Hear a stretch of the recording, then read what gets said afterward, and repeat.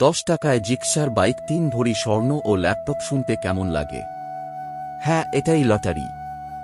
Lottery একটি শব্দ যা শুনলেই অনেকের চোখে ভেসে ওঠে কল্পনার রাজ্য। হাজার টাকা খরচ করে কোটি টাকার স্বপ্ন দেখা এই খেলাটির ইতিহাস হাজার বছরের পুরনো। লটারির ধারণা শুরু হয় প্রাচীন চীনে খ্রিস্টপূর্ব 200 সালের দিকে। ধারণা করা হয় কেন নামের একটি গেম ছিল সেই সময়ের প্রথম লটারি। এই লটারির মাধ্যমে অর্থ সংগ্রহ করে তৈরি করা হয় চীনের গ্রেট ওয়াল। এরপর লটারির ব্যবহার ছড়িয়ে পড়ে রোমান সাম্রাজ্যে। রোমান সাম্রাজ্যের ধনী ব্যক্তি ও সরকার নিজেদের আয় বাড়াতে লটারি আয়োজন করত। তবে তখন মূলত উপহার দেওয়া হতো, নগদ অর্থ নয়। 1539 সালে ফ্রান্সে সরকারি অনুমোদনপ্রাপ্ত প্রথম লটারি চালু হয়।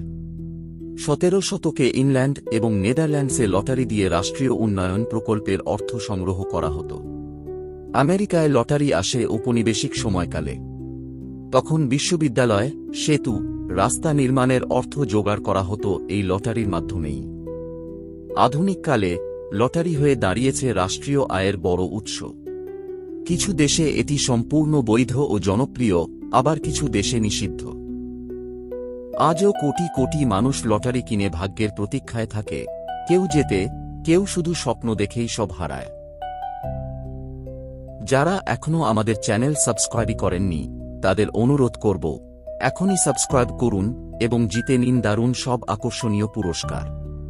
খুব শীঘ্রই আমাদের বিশেষ ক্যাম্পেইন শুরু হতে যাচ্ছে। আপডেট পেতে পাশে থাকুন।